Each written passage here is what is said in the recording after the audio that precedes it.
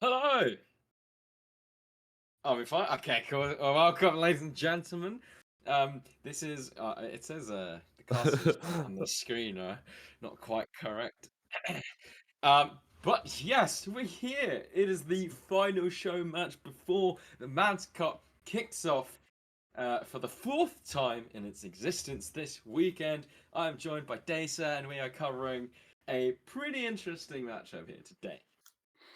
It is an interesting matchup. E-Wolves versus the Turtles. Of course, both of these teams have already had a show match previously. Both went up against, I believe, UB Tenacity earlier in this week as well. So this is not the first we're seeing of these two teams, but I would definitely argue that should be, in my opinion, a more competitive match between these two teams than they had between UB Tenacity. I think UB Tenacity is definitely for me the team to look out for when it comes to this Manta Cup, but I'm definitely expecting for some hype games, so Alex.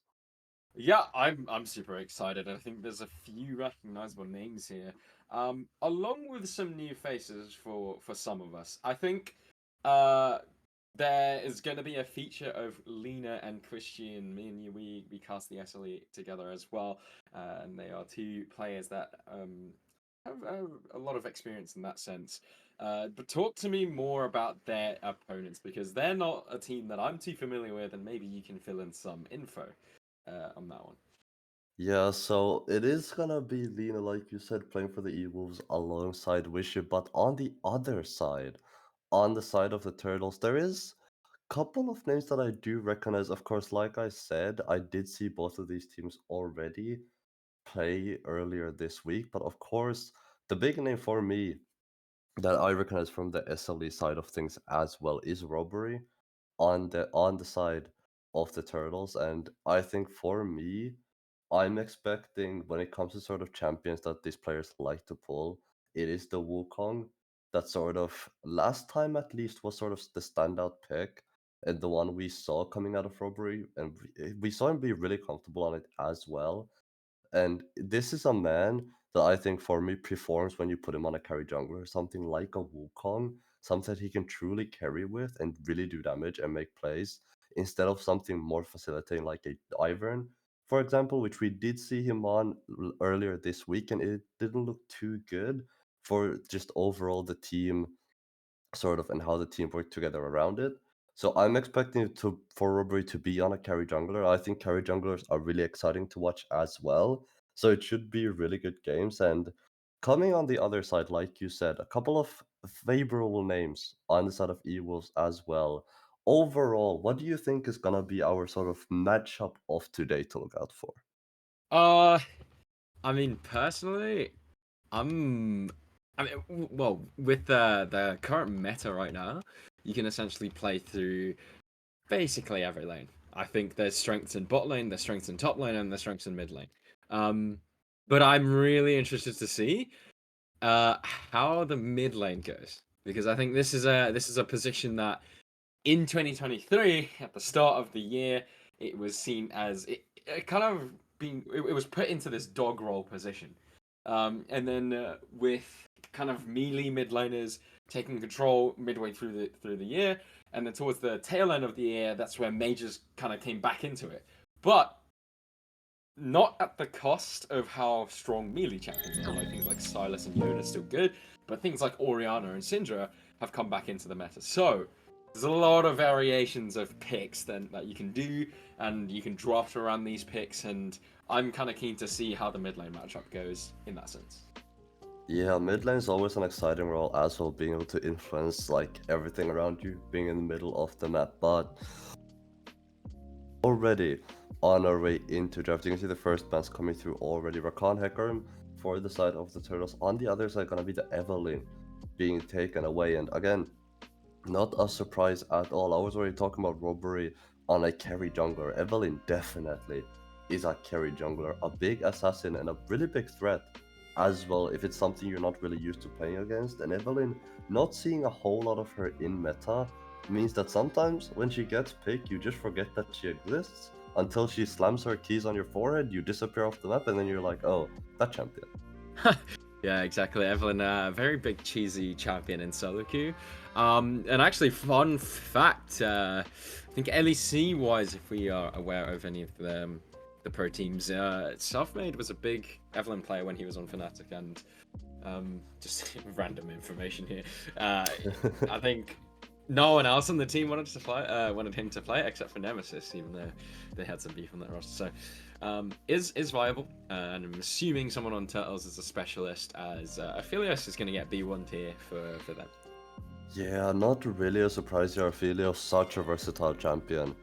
As well, I often compare Aphelios to similar to a Jinx in a way, where you have really high range with the green gun. Of course, Aphelios a lot harder to play mechanically than Jinx, and a lot sort of more intricate of a kit.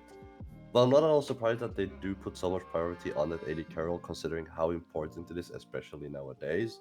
But this does open up the Ashe and potentially the Braum on the other side as well, which takes a lot of the more engaged picks away from the Turtles. And having someone like Cookme and Amadeus in the bot lane, you already know that they're gonna go for something aggressive, something engaged. So I think this is for me a great read coming out of the evils, and as I say that, everything I say goes out the window as they lock in Belveth instead. Well, yeah, Never mind.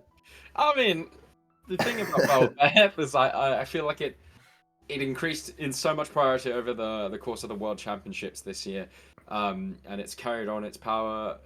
There's a lot of risk with it because if a team can play against it, then of course it works in your favor. But it was Weiwei, I believe, of was it top not top esports?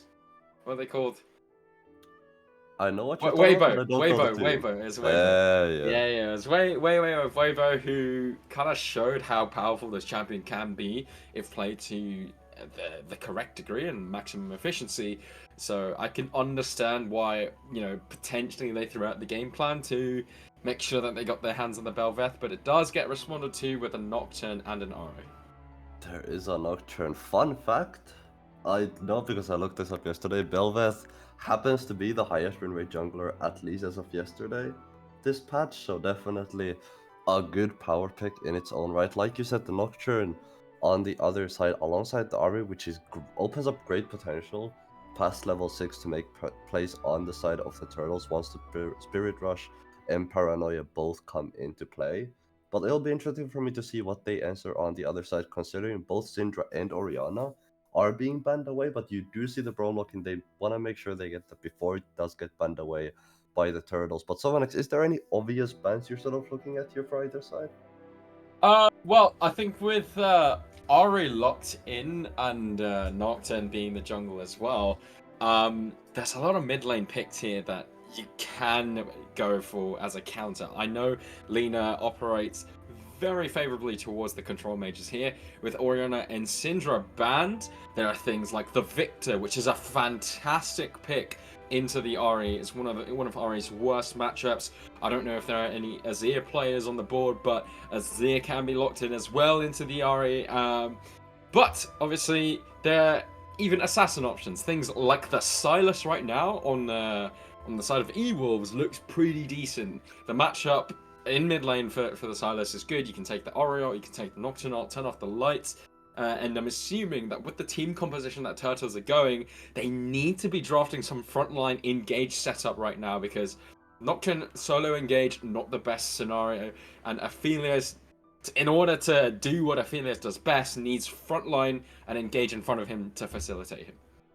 Yeah, if you jump in on solo Nocturne, even with the sort of new Bruiser Stridebreaker build that he's been opting in for nowadays, still not quite tanky enough to tank as many members as you generally can with other tankier champions, especially when it is the Belveth plus the Ashe. A lot of DPS gonna be coming out of those two. You do see the Nico locked in on the side of the Evils, and of course, top lane is still open, and top lane tends to be the one that's got the beefiest boys and the tankiest members up there that you can look in, as well as in the support role. Things like the Rel are still open with shipping over at the moment. Things like the Nautilus, potentially. Granted, Nautilus not a great matchup into the Braum, and really no engaged supports are, considering Braum is such a passive and such a great support at disengaging and peeling. But it is going to be the Rel locked in this time around. Great combo with the Nocturne if they can pull that together. Still top lane left to go. It will be blind. There will be counter pick on the side of the Evils, but something like an Ornn, something potentially like a Malphite is still open if they want to opt into it on the side of the Turtles, but it is going to be the Ornn instead, and that is a very standard comp on the side of Turtles. Yeah, it's quite interesting to be honest, because usually if there's Braum on the enemy team, Ornn is not the best pick to go for, even if you are looking for an engaged champion. Mainly just because Braum has a spell that removes the other spell, not removes, but makes it kind of irrelevant. Which is a potential shot in the foot for Turtles, but it does get responded with a Shen. Now, I don't know about you, Dasa. I despise this champion. I don't actually know what it does. Shen in 2023 is literally a meme, because I don't know who's playing this champion these days, but it does get locked in. He knows something I don't because it was picked into the Ornn. And when I look at a few things, I guess it does kind of make sense. You have auto attack blocks with, against Nephilius, because on the side of Turtles, it looks like a lot of the DPS here will come out of Avilis and Nocturne. Ahri kind of the only burst champion, and I'm assuming that Ahri is going to run some Everfrost setup against a Nico Ashe. So, in that sense, it does make sense. Obviously, the tricky thing is, with the E-Wheels draft here, you definitely needed something a bit more, what's the word, reliable than the Shen. I guess if you are against Ornn, you're not too concerned with ulting away across the map and losing a few resources in the meantime. But yeah, I think you see Ornn, you see Rel. There are things like Camille that you could have gone for. There are things like Fiora that might have been a little bit better.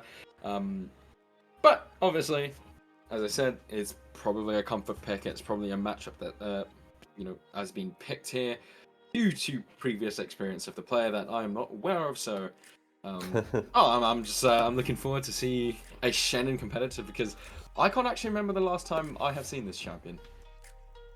Yeah, I mean, I think that's definitely fair. Shen is something we don't see too often just because of what he can offer on the table, which tends to be not much considering how many better options there are out there. Things like the Cassante, for example, which, yes, it was banned away this time around on the second banning phase by Evils, but potentially things like Cassante, as well, obviously Ornn, doesn't have the roaming potential, but this is still not a great matchup for the side of the Evils in the top lane. I would assume, I'm not a top lane connoisseur myself, but I would assume that this should go towards Ornn, just because of the raw base damage that Ornn tends to have, especially with those brittle procs, even though Shen can block them. So it's gonna be interesting to see how that top lane matchup does work out. But the mid lane matchup, the one that we talked about so much, the one that's gonna be so influential as well, is gonna be Ahri versus Nico, which I think, in my opinion, is a bit of a snooze fest, just because it is gonna be two ranged mages. So I don't think, unless either side does a big mistake, that we're gonna really see much action in the mid lane. I think most of our action is gonna be just through roams out of the mid lane, either into the bot lane or into the top lane. Keep in mind there's great setup on pretty much all sides of the map from both teams. So I think the place you can make plays in is literally any lane and literally anywhere. Yeah, the mid lane matchups here, it is quite interesting because, as you said, the two champions in isolation, probably not much action going to happen, of course, unless this Ahri plays hyper aggressive or Nico is able to land multiple trades. Where the interesting part comes in is their interactions with the junglers, because these are two mid laners that once level 6 hit, and even before level 6, they can facilitate a carry jungler extremely well. Ahri Nocturne is a combo we've seen multiple times in the competitive scale. Often Ahri is paired up with things like the Vi. The reason for that is because Ahri ult forward, get a free charm, maybe an Everfrost as well. It's just such good setup for a bruiser like jungler. It's a similar story with Nico. It's an easy route through the wave with the E, and then an ultimate. It's just multiple layers of CC that can set up a bruiser jungler. Now, as you can see on your screen, there's a Nocturne and a Bel'Veth. So 2v2s are the ones to look out for in this matchup in the mid jungle, because, as I said, that's essentially where we're seeing two setup mages. Ahri kind of classifies as an assassin, paired up with a bruiser jungler, and both having the potential to take over this game. I mean, take a look at the counterparts. Nocturne can spell shield multiple things, and if he can pop off in the middle of a team fight or in the early game, it's going to be a very unkillable situation for him. And similar story with the Belveth. Yeah, a Nocturne that gets ahead is always gonna be scary to fight against, even if you're being shielded by a Braum, by a Shen, and of course, as well as, like you said, a lot of setup in the mid lane. But still, I feel like both of these junglers are gonna be quite squishy. Yes, Belveth does have the damage reduction and Nocturne does have the spell shield, but I think compared to things we're used to seeing, it's like the Jarvan, for example, in the jungle, that did get banned away as well. These champions are a lot more squishy than something like a Jarvan in the early game, which I think does mean that the fights between this mid jungle duo are gonna be pretty short in itself, just because if you can land an Ari charm into a Nocturne Fear, into an Ari combo, there's gonna be a lot of damage there. And same on the other side, if you can land a Nico root into a Belveth spike, into just Belveth dashing 4 times over and on top of you, it's gonna be a lot of damage as well. But I think for me, when it comes to the sort of 2v2 between the mid and jungle, I would favor the turtles in this situation, just because I do feel like Ari outputs more damage that Nico does in the earlier stages. I think this changes once level 6s start to come in, if the Nico can find a good ultimate. But I think until then, pre-6, I would personally favor the Nocturne and Ari. Yeah, I think there's a lot of variation depending on skill level here, because if Ori doesn't really hit the charm, then there isn't any one-shot potential. If Nico doesn't hit the E, there isn't really a one-shot potential. So I think that's where the interest comes. I'm gonna do that cringe caster thing where I completely disagree with you, but because I feel like Belveth has a spell that literally is like full damage reduction ability on the E. Not the E. It's not the dash. It's not the knockup. It's the other one. But and then Nocturne has an ability which is a spell shield. And for example, if you're getting jumped on by Nico, if you pop a spell shield on a key ability such as the Nico E or a Belveth knockup, then it's going to be very difficult for them to jump onto you. And I mean, that added with a Shen ultimate for E-Wolves, it's not. I don't think it's going to be as straightforward to blow up any single target. And if we look at the two AD carries on the field, these aren't AD carries that do an absurd amount of damage in the early game. So for a bruiser, this is a very ideal situation because you're not up against like things that can one-shot you. Oh, as potential invaders. Is it Amadeus? I don't know, call him Amadeus. It's Amadeus. Spots 5 members of E-Wars, and we'll just back away from that for now. Yeah, Desa, have you got a prediction for who's going to take first game? A prediction, finally indeed on the Rift for our game number 1. I think for me, it is gonna have to be the E-Wolves, just because earlier this week, of course, both went up against UB Tenacity, 3-0 against the Turtles, but E-Wolves actually managed to scratch a game off of them. And I think if things line up, if the stars align for E-Wolves, I think they can be a really, really strong team. And especially if you can have mentally unstable popping off in the jungle, I think they really can make a difference. So for me, it is gonna be Evils. I'm gonna predict them. I'm gonna give a 2-1 prediction for them. I think it is gonna be a close series. But what about you, Somonix? Who do you think is the favorite coming into this? Yeah, well, I'm gonna have to give my vote over to E-Wolves as well. I just think on their roster, just for a little bit of context, there's a little bit of a combination of a lot of experienced players on this E-Wolves team. Noah Tempest and Mentally Unstable, alongside Lena, Quishy, and Delph, all played on previous teams in competitive splits.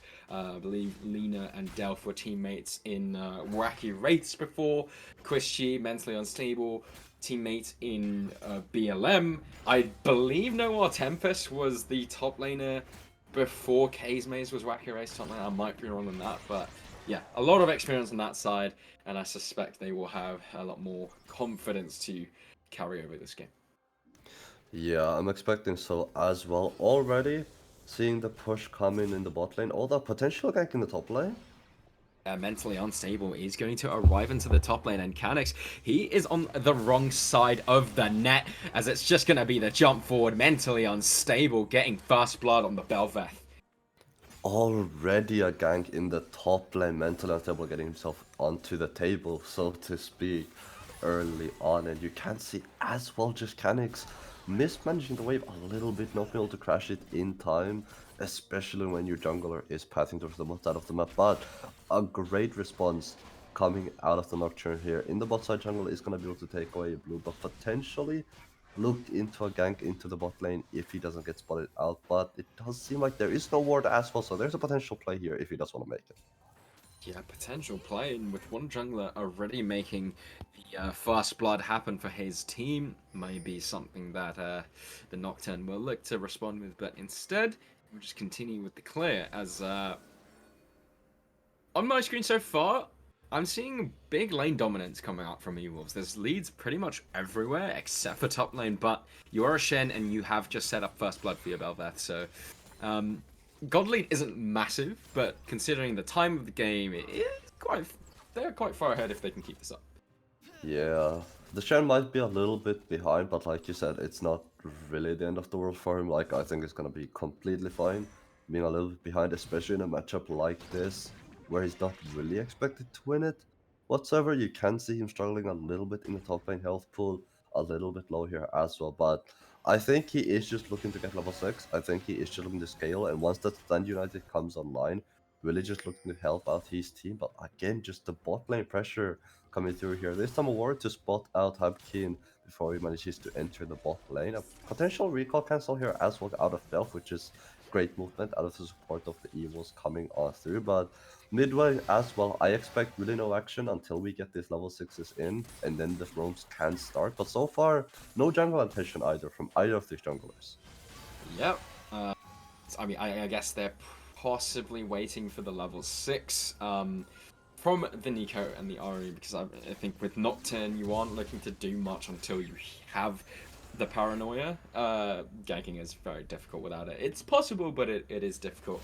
And what I have noticed is the vision setup in bot lane is very aggressive. It's not in the close bush towards them. It's actually on the tri bush, which requires you to actually push up, get priority in their lane to be able to place that ward down. So aggressive ward meaning extremely difficult for Habkanem to gank the spot lane, and with Shen being pushed in, can't really gank top lane either. So I expect he's just gonna try to rush level 6 and sync up some plays with this Aru. Yeah, and I think that's what we are gonna see for the most part. We are probably gonna see priority in the bot lane for the side of the Wolves, just because of how the lane's been going so far. Although Canix could be in trouble again. Yeah, Canix in trouble. Flash is available, so he can use that this time. The knockup is going to land, and he's going to have to flash away. So the Ornn in the top lane, no summoners available. No summoner is gonna be up there. I think this is a great play coming out from Mentally Unstable, because you can see your bot lane is already winning. They've got the push. You don't really need to go down there. The only lane that is struggling is the top lane. You can see Wishy is as well up by about 11 CS. Well, Oh, there's a kill? yeah, and a kill with Canix losing Oh, his the flash. wave. And a massive wave being pushed into him. Mentally unstable revisits for the gank and gets his second kill of the game in a disaster situation for Canix. Yeah, this feels really bad for Canix, but we might have Shen action in the bot lane. Yeah, there is an invade. Habkan aim and hook me. Amadeus is going to find a catch onto Delph. You need to be careful because Noir Tempest does have the Stand United and it does get used. Quishy now popping the ghost and firing some arrows into the heart of Habkan aim as he's going to go down. 3 kills already locked in for E-Wolves. Amadeus left to run. A 3-man stun is going to buy him some time and he's going to be able to flash away. Charm catching on to Quishy, but nothing lethal for now. With the jungler taken down, Mentally Unstable starts up the first dragon for E-Wolves. And a great bait coming out of Delph right there, knowing that the Stand United is available, knowing that they have the communication as well to get it onto him before anything bad happens. You can see the Ocean Drake being the first Drake of the game should go to the side of the Evils without really any contention coming through, and is indeed gonna be them with the first Drake of the game. Looking back at the replay, you can see Delph. He's not in any trouble whatsoever. The shield is so big. coming out, and at this point, Hapkin kind of just dead in the water. Hook nowadays does manage to get himself out, so it is not complete disaster. It is only 1 kill over, but still a great look out of the E-Wolves. Yeah, great luck for them. 3-0, and basically every lane ahead on farm, you know, and the least top lane is somewhat even. So a great start to this 2-game bout between these two rosters. As Amanius actually might find Quishy a little bit desynced on the recall. God Phoenix is gonna pop the ghost and try to see what he can do. Gun is running out of ammo, and it's red white don't fight, so Quishy will just defensively flash away. No flash on the Ash. It could be a potential angle for the Turtles to punish. We'll see if they execute a dive. But, yeah, great movement there from Amadius to try and catch Quishy off guard. Yeah, it's great movement. Like you said, unfortunately, unsynced recalls on the side of the Evils. I think great restraint out of the Turtles to not go for the dive there, especially not being entirely sure where mentally unstable is. So if you go for the dive and he is there, it's gonna be complete disaster for you. This time, mentally unstable was on the other side of the map. He's gonna be able to secure himself the second objective of the game, unless Hapkin does want to go for the steal. Never mind, he's not going to. Wait, I'm here. My Wait, you're mic here. was muted. Hello. Welcome Hello! back. Yeah, well, Harold secured as Canucks is gonna jump, dash forward, and not look for anything. It's quite new to fight up here in the top lane, but yeah, good start so far. Dash, I have a question because I What's up? feel like a bit of a dead period here. Would you rather fight a wolf-sized turtle or a turtle-sized wolf? I think I'll always take the turtle. I'll always take the turtle because the thing with turtles is I might have to hold my thought. Yeah, you might have to hold your thought as Mentally Unstable decides to ruin the fun and arrive into the top lane. Call of the Forge God gonna deal some damage to the Belveth, but no, our Tempest will secure the kill just for now. It's looking like a rough game in the top lane. Let's not talk too much about the tough situation. Go back to your point. Yeah, the top lane situation is not great at the moment. You can see the Lina stepping up a little bit aggressively, but the thing about turtles, you can always run away from them, even if they are wolf-sized, even if no matter how big they are, they still tend to be quite slow. So if you know they tend to get a little bit treacherous, you can always just sort of walk away. You're chilling, you're fine. Yeah, But but you have to fight it, and it's got a shell, and do the you shell. have to? Yeah, you'd rather like you've entered the arena against this beast, and if it's a wolf-sized turtle, the shell gets bigger as well. But Ah, surely I so didn't does think his so about that. surely so does his lower body, which means I can avoid the shell better. Yeah, that's a good point. I think. I don't know. In Mario Kart, turtles always mess me up. So, just based off that, I'm gonna choose turtles as well. You see, I'm not the only one. No, you're not the only one. I'm gonna have to agree with you on that. I just feel like wolves are a bit scary. Oh, and actually a taunt under the turret, and Canix once again in danger, and despite, big, pretty healthy CS lead for him, I can imagine he's not the happiest chappy on the Rift right now.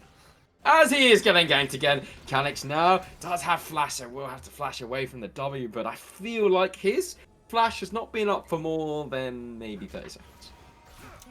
Yeah, definitely not. Delph getting charmed in the bot lane river. I doubt there's gonna be enough damage. Delph's still quite tanky, considering he is piloting the Braum, and yeah, Canix is just not having a good time. You can see mentally unstable. Got the Traveler's equipment. He's got the tent up, put up the pitchforks, he's got the campfire. He's cooking some burnt Orin up in the top lane already 0 on 3. Flash is gonna be down as well, and still I'm yet to see Hopkin use one paranoia, and he's level 8, which is a little bit confusing to me. Yeah, it's not been a overly active game for the jungler of Turtles, but I think the problem is for him, he's playing Nocturne and he's got essentially 3 losing lanes.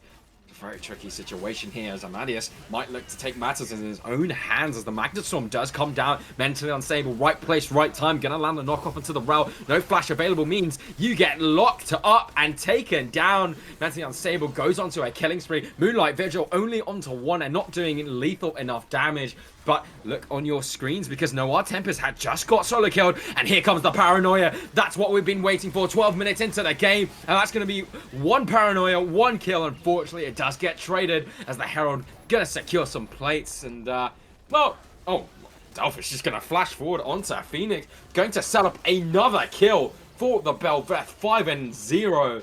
The experienced jungler of E-Wills proving his worth here. And this is gonna be a rough situation for the side of the Turtles. I think if you're Hubkeen, taking 1-for-1 there is perfectly fine. As we do take a look back at the replay, you get the Ultimate Hunter stacks as well. So I think this trade in itself is perfectly fine, taking the 1-for-1. And of course, like you said, so many plates and so much gold going over to the side of the Evils. Delph with a great flash to catch out God Phoenix, even manages to donate the kill to Mentally Unstable, which is kind of the perfect situation you want to be in, as they are going to be heading towards the Dragon. Should be able to pick this one up with no troubles whatsoever, and this is one fed Belweth. Very fed indeed, and Dragon secured 2 Drakes now for them. And the tricky thing here is it won't get any easier from this point on. You're kind of relying on this Aphelios to try and scale up to a point where you can have a fighting chance in this game. I think a positive as Calix did secure himself a solo McBolo in the top lane as he goes aggressive onto Noir Tempest. Mistimes the combo a little bit here, so Noir Tempest will have an HP advantage as that Q doing mad damage with the Grasp of the Undying procs. And yeah, tough situation for Turtles, and I think for them, it's all about trying to get to those mid to late game team fights. Yeah, Hubkeen definitely gonna have to use some more paranoias in order to get his team ahead. You can see as well a great ward on the top lane. It's gonna spot the Nocturne out for now, but Mentally Unstable. This man is back. He left for one place, left for the bot lane, got a couple of kills, but now he misses Canik so much he just wants to go on back to the top lane. Yeah, he definitely has his target set on the crosshair, but I think the focus here will be the Rift Herald, such an important objective for a champion like Belveth. And you can see Turtles do know the assignment. They don't want to give this up for free. They've sent their bot lane to try and do what they can here. I won't leash into bot lane to match Lina, both mid laners. We talked about the 2v2 in the mid jungle here, and there's just 2 mid laners with 0 kill participation, so maybe a bit of a curse as a potential fight is breaking out. Hear the call of the Forge God and a beautiful flash from Noir Tempest. Gonna dodge away from Canix's ultimate, but now he is in danger because he's getting ganked here. But actually, the tides have turned as Mentally Unstable goes dominating in this game. Habkaname forced to run away. Paranoia still available, but he's forced to run away. Maybe he looks for the Paranoia onto the Shen to try and get an escape route. Instead, it will be the flash over the wall as in the mid lane. There's a solo kill coming out from Quischi. There's a... wait. I swear it was a solo kill. No, there's still 0 KP on Nico. It was a solo kill coming out from Quischi, and the game is looking really dire as a Paranoia is going to come down near-sighted. Will be Quischi, but a beautiful defensive play from Lina will save her AD carry from danger, and it will be kill, turret, kill, and Herald. Yeah, that's a great pop blossom out of Lina to make sure that Wishy ends up living. The spell shield was good, just not good enough this time around. Stun still ends up going through, the knockup does not, but Wishy lives at the end of the day. Mentally Unstable does have the big shutdown, so if they can somehow get this gold onto an important carry like God Phoenix, who can potentially carry this game, I think they still have a chance to come back from this. But the goal deficit being 6,000 is not an ideal situation, and not one you wanna be in at 16 minutes into the game. No, this game is slowly becoming dire for the side of the Turtles, and it's coming off a lot of plays from Mentally Unstable as Delph. Don't do it to him, man. Okay, the smite does come through. Will get himself a red buff as Lina now potentially the focus for Habkiname, but it's 2 different sides of the story here. We have Mentally Unstable, who's essentially running around the map, getting kills left, right, center in every lane. Can aim, got a kill of his own, but for him, I feel like he's just focusing way too much on these camps and not making the correct plays on the map. Yeah, we haven't seen too many really aggressive nocturnals come out so far. Although Canix is starting to struggle a little bit in his top lane matchup just with the Q out of North and just getting quite low there. Shockblade Zen Shen being a very good skin as well, very good to look at. And you can see 2 items onto Mentally Unstable. This man is so strong that I think contesting this dragon is very much far out of the picture for the Turtles. Yeah, the dragon for sure not yours. It does not belong to you, and neither does a play in the top lane as Noir Tempest gonna solo kill Canix. A 1 in 5 on the Ornn, and maybe a catch onto I Won't Leash. You do have the Spirit Rush, but not enough time to use it. As Mentally Unstable goes godlike. And once again, it's the jungler of Evils making the plays happen. And on the opposite side, no response. Yeah, finally both junglers getting themselves on the board, although I Won't Leash getting himself on the wrong side of the board. A kill on the opposing mid lane. You can see a little bit of a trap being set up on the bottom side of the match, trying to bait some hungry turtles into this, but like I said before... Oh, Enchanted Crystal Arrow gonna land right on top of Amanius. The rest of the follow-up doesn't quite land, and a beautiful spell shield from Habkin Aim is gonna block away the Nico route. Yeah, it's essentially defensive tools being used to give up another dragon. Soul point for them if they get this, and I don't see much response coming out from Turf. Yeah, 18 minutes gonna be on Soul Point. It does mean Soul is gonna come up at about 23 minutes. Give 24, give or take, considering the dragon was taken down only now. It is Hextech Soul as well. Don't let the Spectre tool lie to you. It's not Mountain Soul. They're trying to trick you guys. Don't believe it. It is gonna be the Hextech Soul. Hex kit have been activated, and this is a very strong tool in the pockets of an Ashe and an Eco. And not even mentioning the Belvet, who has such an easy way to get on top of you with all those dashes, all that CC. But Canix could be in trouble again.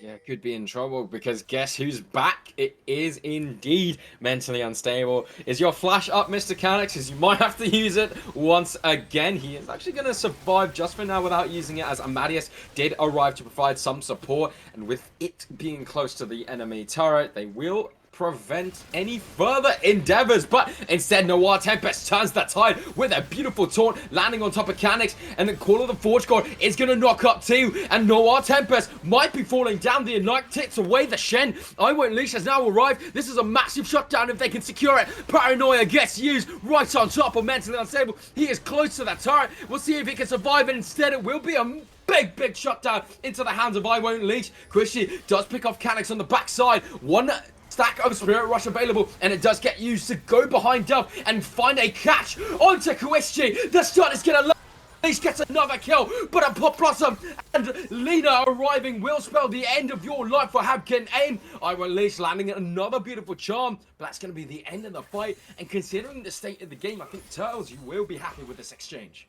Yeah, that's great news for the Turtles. The big shutdown I was talking about earlier gets picked up as well. Gonna be going onto I Won't Leash, and just a great turnaround out of them. And Everfrost on their tower. I did think Lena was in trouble for a moment, but ends up surviving that one. A tower in the mid lane as well. Solo gold into the pocket of God Phoenix, and this is exactly what you needed if you are the side of the Turtles. This is the fight you were looking for. Mentally Unstable as well is gonna lose his passive due to that fight, which means this Belvet gonna be a little bit weaker than he would be with it for a while, but still 2.5 items in his pocket, so not weak by any means or any strength of the imagination. And you can see Void Staff now onto I Won't Leash as well. Yeah, voice stuff completed. I don't know how I feel about this purchase, but we'll have to wait on that thought as Amadius gets caught out in his own jungle. Enchanted Crystal Arrow gets dodged away from the Blast Cone. I mean, because of the Blast Cone, but Amadius might be hanging around where he does not belong, as Delph is finding a route behind his opposite number. Don't think it will amount to anything. Yeah, Void Stuff. Void Stuff, Wait. yeah, I'm not a fan of it. There's a lot of, oh my god. Jesus Christ, there's a massive chunk onto God. Phoenix comes down. That Aphelios is basically out of this fight if anything turns to break out. With Phoenix recalling, I can imagine potential Baron take or a team fight breaking out here. Yeah. Not a fan of the Void Staff here. Yeah, I think if you are gonna hold, if you're gonna go for damage, I think you do have to commit. But I'm gonna have to hold that thought. Baron being started now. Cold Forge got available on Canix. This could get Yeah. dangerous. Could get very dangerous indeed, and Amadeus is going to land a 4-man stun. Magnet Storm pulling in all members. Mechanics gets rooted up before the call of the Forge God comes through, but a beautiful 4-man knockup is going to potentially turn this fight around. Keep your eyes on I Won't Leash. He's going to key target. Aphelios is not even here. God Phoenix was chunked out and forced to recall, so he wasn't in that fight. It was a 4v5. Mentally Unstable was completely untouched, and he's going to carry through the team fight, and they will secure themselves the Baron.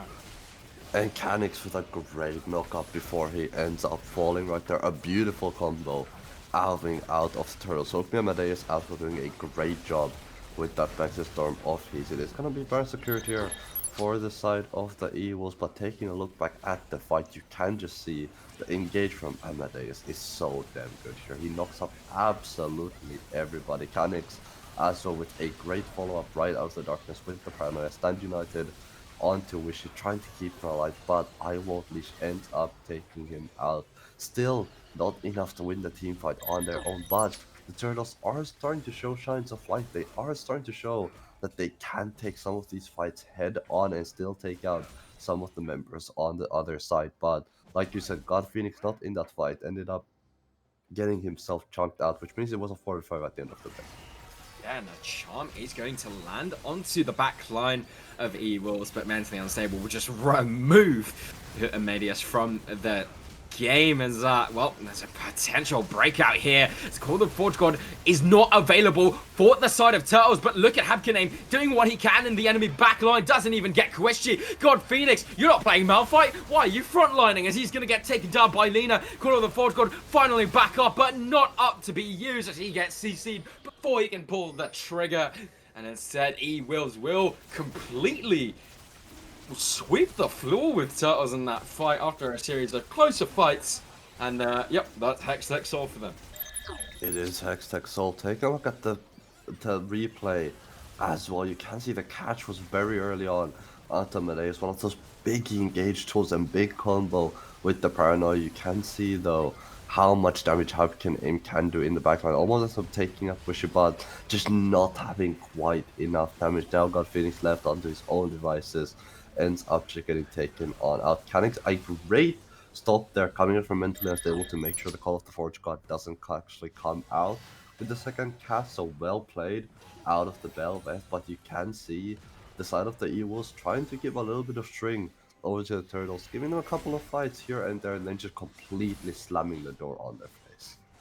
Yeah, and for Turtles, I have to be a little bit questionable of sort of the decision making here. It took them 21 minutes to realize the power of Nocturne and Ari playing together, and then they have another team fight where the Nocturne and Ari don't play with each other, and they get absolutely swept here as Canix now with multiple members of the enemy team arriving in the top lane. He will get taken down 1-9 the score. Weak side top is being a little bit redefined here as the pursuit continues, and a flash forward from Dolphin and great Spirit Rush from I Won't Leash. Gonna dodge away from that. The Unbreakable will come out to block any more incoming damage. Ari Ultimate not available. And God Phoenix deciding to go for a split push situation, meaning Evils have a full direction in the enemy base. Yeah, God Phoenix just chilling in the bot lane. No, he doesn't really mind that his base is getting taken out here. Oh, yeah. I mean, no Aphelios. And that's the go button for the Evils. They land an Ashen Ultimate on top of the enemy jungler. Mentally Unstable goes unstoppable for the second time in this game. Call the Forge God. It's going to get blocked away by the Brawl, but Amadeus lands a beautiful engage in the enemy backline. Let's see what God Phoenix can do. This is the first time he's taken part in any sort of skirmish or team fight. Mentally Unstable, 2-man knockup. He's going to go into stasis, and a beautiful play from the jungler of Ewards means they're going to win out on the team fight. 30 cast to 8 and add another Beautiful ace coming out from them. They only lose Delve. They've got one more Nexus to take down, and a pure level of domination coming out from the Evils mean they will take game 1 of this 2-game series. 13 on one out of mentally unstable. This man absolutely popping off on the Belvex, just playing so damn well. Even in that last fight, you saw the double knockup coming through as well as the follow-up from the mid laner. And just overall, what a performance out of the E-Wolves. And like you said, I need to be a little bit questionable on the Turtles' decision making, especially being Void Staff second on that Ari in the mid lane with the Everfrost. I feel like, well, I finally get to finish my point now. The game is over since it was full stop fighting for the last 10 minutes. But I feel like if you are gonna commit yourself to damage or utility, I feel like you have to commit to damage if you're gonna go Void Staff second. So going for either Leandries or the Ludens to just completely one-shot and burst a target is gonna be your go-to. I think Everfrost into Void Staff didn't really do any favors for the Seven Turtles.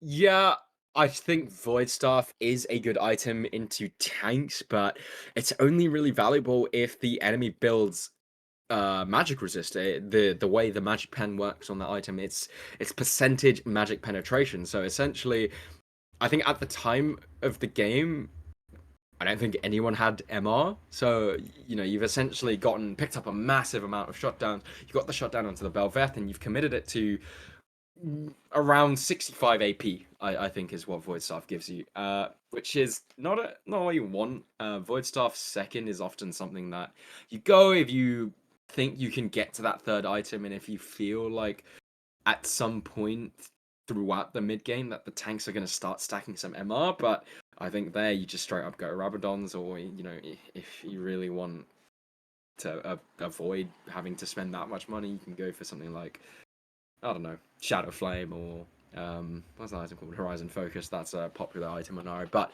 nonetheless, a dominant game for E-Wolves. And, as I said, a lot of experience on this team, and you can see it paying dividends for them. I believe there is a break data, but before we go on that, who's your MVP?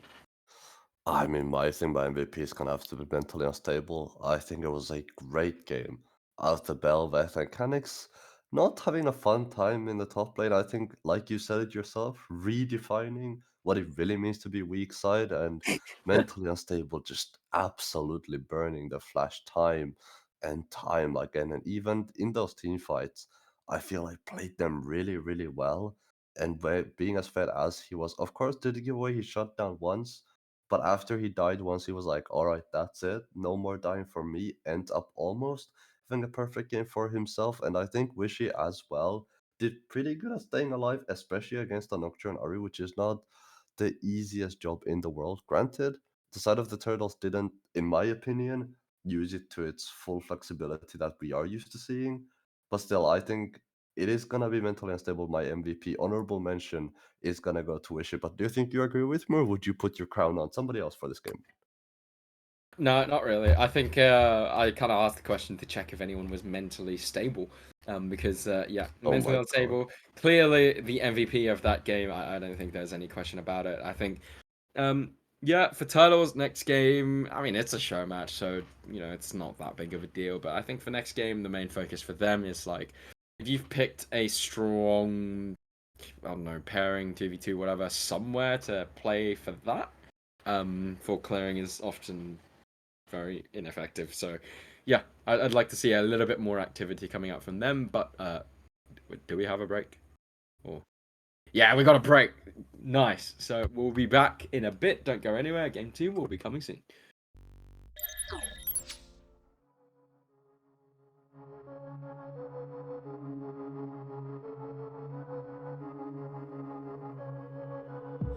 I lied awake for days, counting all the ways I died.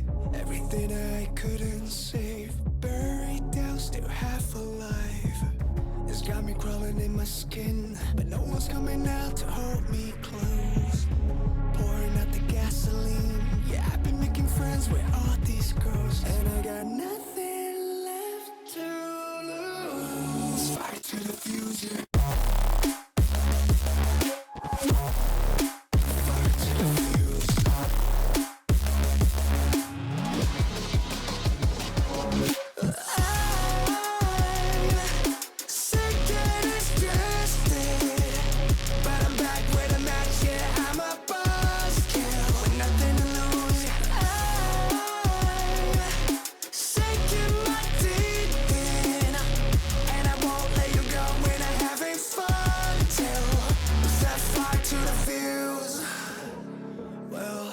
It's not me to turn and run. Met the bitter truth and I choked it down. Left a bad taste on my tongue, but my appetite's been growing now. I can see you crawling in your skin, but no one's coming out to hold you close. I'm pouring out the gasoline, so say hello to all my ghosts.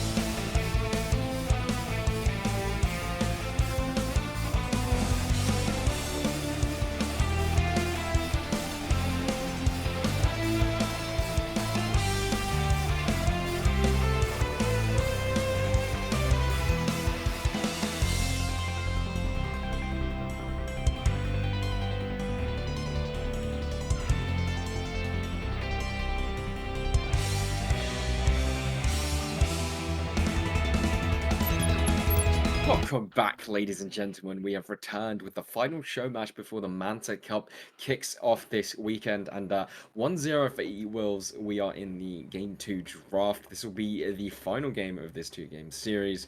So the first game was ridiculously Interesting. dominant. Yeah, it was interesting. I guess that's a word to say. It was very dominant. I actually felt there wasn't really much resistance coming out from Turtles. What do you expect the difference is for them to redeem themselves after that first one?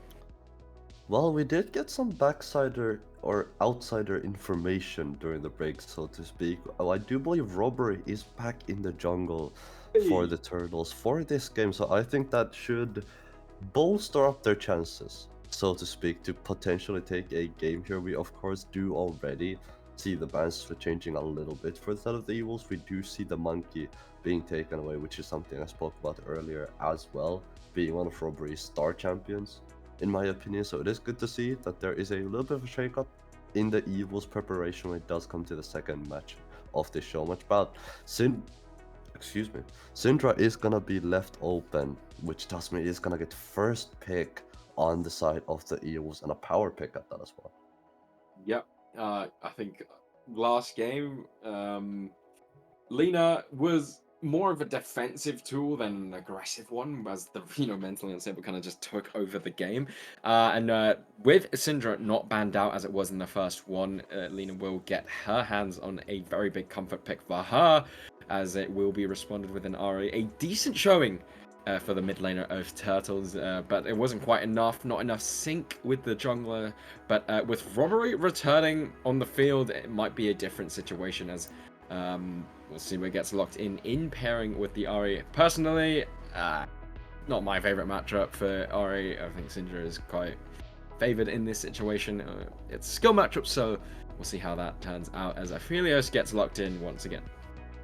It is gonna be second time Aphelios here as well. So it's the second time Ari, this time Syndra is the only thing that really changed. And you do see as well it being interesting in my opinion, because you can see the immediate sort of focus in shift. Of course, we did see the Syndra being taken away in game 1, which is why it didn't get locked in, but you can already see with the Syndra being picked up, their draft sort of changes completely. From game 1, it isn't gonna be the Nocturne, or it isn't gonna be the Belveth on the side of the Evils this time around. It's gonna be the Vi, instead, of course, mentally unstable having a great game for himself in that game. And it's gonna be interesting to see what they respond to on the other side. I hope it's not another Nocturne, considering you do have the Aphelios, but I think considering it is an Ari in the mid lane, they might just opt in for it. But I don't know, Summonix, in my opinion, it was not a great showing on the Nocturne that last game.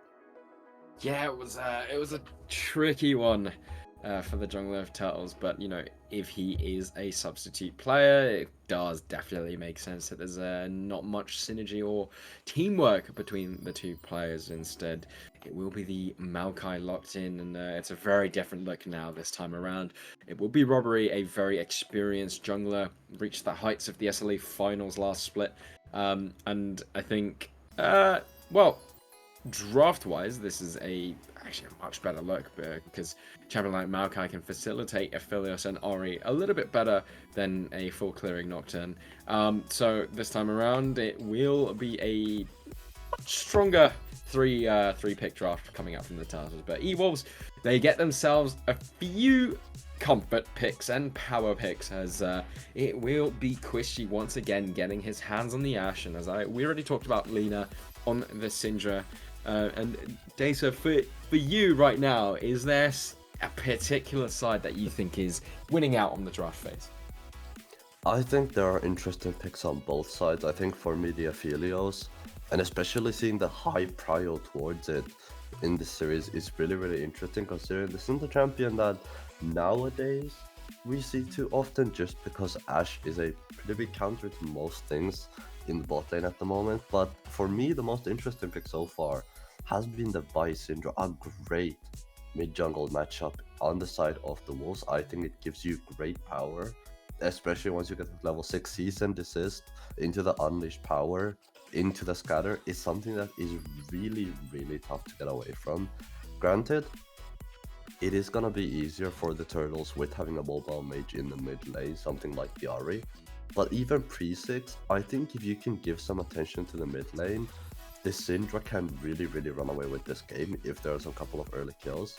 Which is something I think I would have liked to see more in game 1. I would have liked to see the junglers, not the junglers, the mid laners, involve themselves a little bit more earlier into the game. I'm hoping to potentially see that this game as well. I think there's more incentive on side of the Turtles to do it than there is on Evils, considering Syndra can just sit back and scale. But I'm definitely hoping for some more mid lane interaction. We do have Soraka and Leona in the bot lane for their respective teams. A very scaly and laid back bot lane coming out from the Turtles compared to the sort of aggressiveness out of the Oh Evils. my god. It's an Asus. Yeah, that's a Nasus. Yeah, I want to touch on the Soraka pick so far in the draft coming up from Turtles because I have to admit, I am actually quite happy with this. You know, you have a Syndra, Vi, Ashe, Leona team composition, and Turtles draft somewhat of a very defensive, as you mentioned there, passive team composition. Last game, they made no.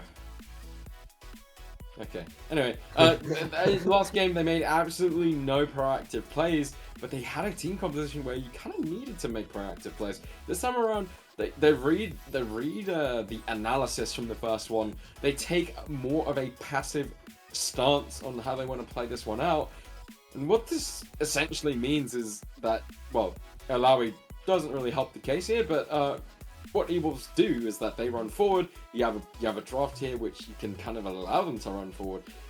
They walk into you and it's a great situation. You have Maokai ultimate, you have the Soraka silence, Philios turret if he cycles the gun efficiently, and it's going to be a difficult engage situation for these champions on Evils. But with Nasus Alawi, top lane is a little bit more isolated now. I see a world where this is straight up a 1 versus 1 plus 4 versus 4 kind of game. But we'll have to see. Yeah, definitely so, and it is gonna be interesting. Because I mean, Nasus is a champion that I myself haven't seen locked in ages, even in my solo queue games. It's a champion I don't see, let alone in a 5v5 sort of semi-organized professional setting. And I think it's definitely interesting that Eli pick on the other side as well. And for me, it should be, I think, our eyes on the top lane for the most part. You did say it was an isolated matchup, but I would really love to see how they sort of manipulate waves, how they manipulate especially the Eli tentacles on the side of the Turtles, and just see how the top laner of the Wolves can sort of shy away from the damage. It is gonna be, I think, not the easiest thing in the world for Nessa to play this matchup, but I also think once you get to that late game status, there's definitely things you can do. Nessus being the power scaler in the top lane, that he is infinite stacks on stacks if you can get late enough into the game. But I do like what the Turtles have done here. They've said, of course it is a change of junglers, but they've said our game 1 draft didn't work. They've completely thrown it out the window. This is something brand new that we didn't see in game 1, and I think it's a good change. Yeah, big change as well, because I think last game you essentially had like tools like Rail, Nocta, and heavy engages, but I like the adaptation. They understood Ewolves. They seem to be a team that pulled the trigger a little bit faster than us, so why not take something that, you know, benefits off the enemy team walking into us. I definitely am a little bit hesitant that the majority of the core of Turtles comp is technically the same. You have the Ori and the Aphelios. The Ori was fine. I think there was a lot left to be desired from that Aphelios pick, but you know, I guess it didn't get the chance to scale and hit the items before the game just collapsed in front of him. So we might have a different situation on our hands here. But for the case of E-Wolves, I want to talk about this Nasus Alawi matchup here. Personally, I don't know too much about Nasus or Alawi lanes, but I think by isolating top lane, I'm guessing both top lanes will pretty much stay there as long as they can. Who would you say is more beneficial of top lane of top lane being the island that is known to be? I think it is the side of Evils. I think when you're, in my opinion, looking at the 4v4 outside of the top laners, I think it does earlier stages into the game look really, really good. for the side of the Evils. I think they might struggle, honestly, a little bit depending on sort of how the gold swing is and how the pendulum swings, depending on how we get to the later stages of the game. They might struggle a little bit in the late game just because of the draft difference we already talked about. And of course, Nasus is, like I said, the scaling machine, right? If we talk about this top lane in isolation, I think Nasus is always going to win out on that eventually. I think that's the key word. You need to give him enough time to be able to scale into the game. Nasus is not known for his great early game power. So I think if this is one of those situations where sort of Nasus is just trying to scale and the fire just start around him, and suddenly he gets out of his lane and he's in the middle of a burning building with no emergency responders, no firefighters, no one around him, it's gonna be a rough time into something like an Aphelios Makai. And I think that Aphelios is better this game.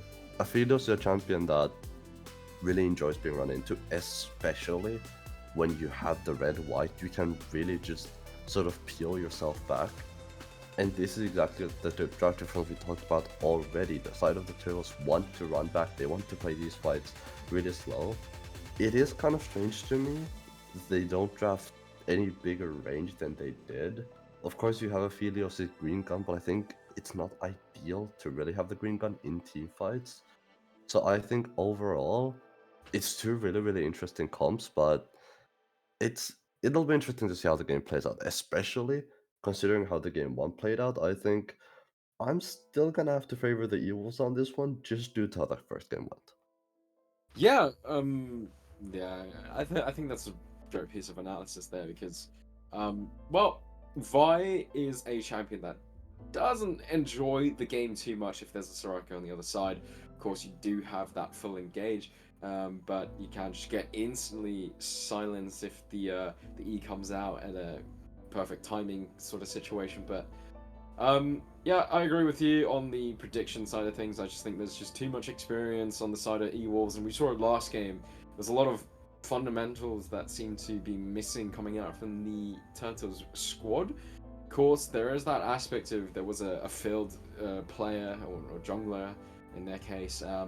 That changes a lot. Jungle's a very important role in competitive, and who knows, Robbery, a player who has shown himself to be a key figure in a lot of his previous rosters, and it might be a similar story here.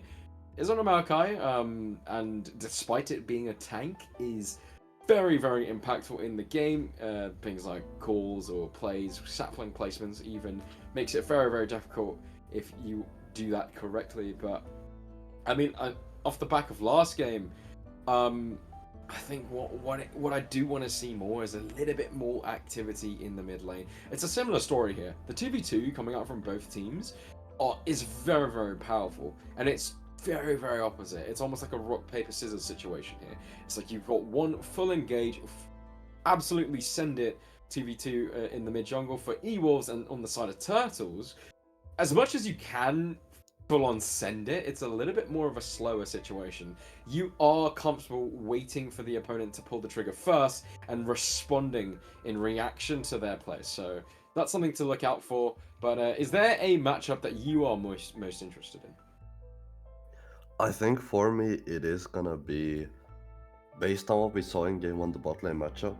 Yes, it is scaling, but still, I do believe that when you look at how well we should position last game, as I do believe we have a little bit of a pausing game, so we'll take just a moment to get that resolved and get us straight into that. But I do think overall, it is gonna be for me the bot lane and the top lane. I think after seeing game 1, I'm not really inclined to think that either of these mid laners are looking to play the game before 30 minutes, just because of how the KPA went. I think once the laning phase did end it, both mid laners did a great job of involving themselves in the game.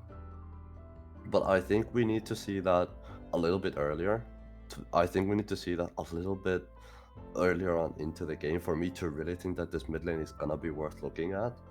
And like you said, we spent so much time talking about the mid lane jungle duo, and I can count on one hand the amount of times it was an actual 2v2 between the mid jungle. So I'm looking for more mid jungle synergy out of, I think, both of these two teams. Granted, there was an absolute pop-off out of the Wolves jungler in that last game, but still, I think just looking for them two to play together a little bit more. But for me, I think it is going to be the top lane for the most part, just with the being the Nessus Eloy. I think I find that matchup really interesting, and I find it pivotal as well, because I think if the Nessus can survive the early game, the Evils are going to be much better for spot. Yeah, the early game is a tricky one for the Nasus here, because, I mean, topside, as much as the Ornn and Shen on paper is a weak side, it definitely wasn't weak side in game. There was a lot of focus from Mentally Unstable onto Canix. This time around, it's an even more isolated matchup, so we'll see if that gets as focused as it did in the last game. But I'm really would love to see more coming out from the Turtles. They've got Robbery on the field now, and with show matches, it's all about showing your stuff, flaunting what you can do, showing your strengths as a roster. And well, with that first game going down, there's pretty much nothing to lose here. So would love to see them pulling out all they can and trying to do what they can. Yeah, definitely so. And for me, I think if North Tempest can make it work, if he can show us that the Nessus is actually something to be feared of, this is where to do it. Because, like you said, the last show match between them or behind the Manta Cup weekend, and if you can show that the Nessus is truly a threat, I think there is gonna be potentially some question marks around people who go up against the Evils on whether they need to be scared of the Nessus, something that they're gonna be looking out for. If this completely flops, I think it is just gonna be something that teams don't need to worry about. But you can already see both junglers on the top side of the map potentially pathing down. Although with Robbery's pathing, you can look to gank the top lane early on as well. Yeah. Well, once again, Robbery and Mentally Unstable, not once again, but Robbery and Mentally Unstable will be matching each other's clears, so there is an option to go for that level 3 gank on top lane, but I'm gonna take a guess and say that they will head straight into the bot lane. You can already see the Enchanter into melee matchup at level 1, a tricky one for Delph. He gets chunked out here. I expect bot lane to be the focus for actually both junglers. Yeah, definitely should be ripe for action.